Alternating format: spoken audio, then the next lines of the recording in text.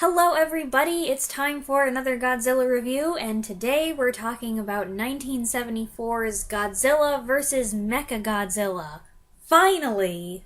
All along, I have been looking forward to this one. Mechagodzilla is one of Godzilla's major opponents. This introduction is his first of several appearances in the franchise, including 3 other films that bear his name in the title: Terror of Mechagodzilla from 1975, Godzilla vs. Mechagodzilla 2 from 1993, and Godzilla Against Mechagodzilla from 2002. That's in addition to some other movies where he makes an appearance, so I probably don't need to say Mechagodzilla's a pretty big deal. And now I finally know why. Okay, the main plot is that, once again, some aliens have come to take over the world. I guess word's finally gotten around outer space that if you want to be successful in your plot to take over planet Earth, you need to have a Godzilla defensive contingency plan. So they've built a robotic Godzilla to keep the real Godzilla from stopping them. This one was great. It had me from the opening titles with its swingin' intro music by Masaru Sato.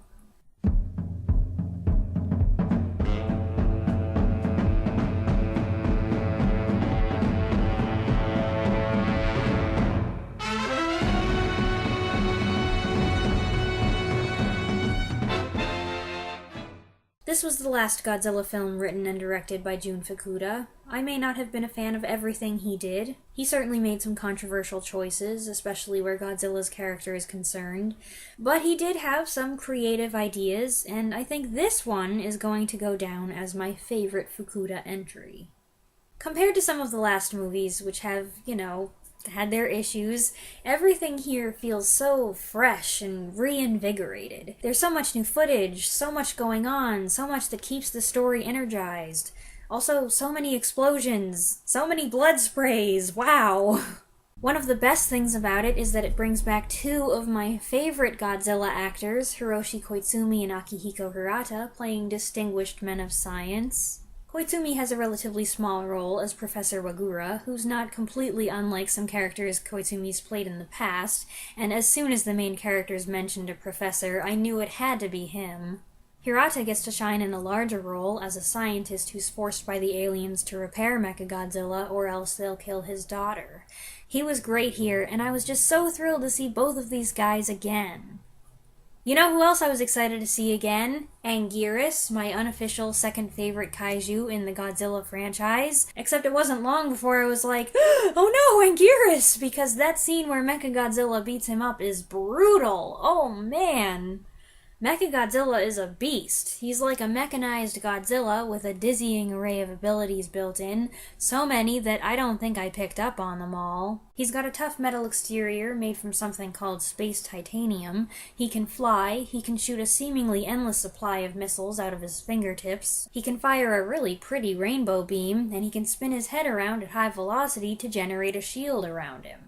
Yeah, basically he can do anything, and I'm sure he's subject to endless modifications and improvements, like if they decided it would be a huge tactical advantage for him to have detachable arms or invisibility, they can just add that.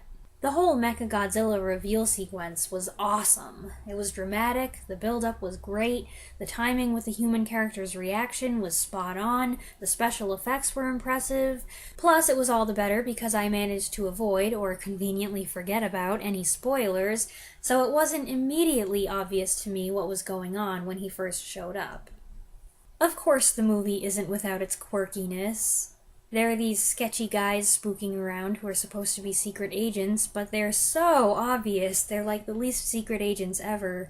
And the aliens are apes in disguise, which is, yeah, kinda weird, but if you think about it, we've already had one race of aliens that turned out to be cockroaches, and another that turned out to be little metal wormy things, so I guess this is a step up. I was also less of a fan of the new kaiju introduced here, King Caesar. I want to take him more seriously since he's a deity and protector of an ancient Japanese family, but he's awfully silly looking. He looks like a ratty old dog toy or a rabbit with mange. It's kind of unfortunate. He comes out and I think, this is the thing that's gonna help Godzilla save the world? But even these things are just part of the territory, and even though I haven't always totally embraced the goofier aspects of the Showa-era Godzilla movies, I do think I'll miss them when they aren't there anymore. This was a really fun movie, and I'm not just saying that in a tongue-in-cheek way. I think it's one of my favorites so far. It's so entertaining, with a great new addition, cool effects, fun music, the welcome sight of familiar faces. This is one I was really looking forward to when I started this review series last year, and I'm glad to say, not just that I wasn't disappointed, but that it was even better than I expected. I hope you enjoyed this review and that you'll share your own thoughts on this one in the comments down below. I look forward to reading them as always. Thanks for watching!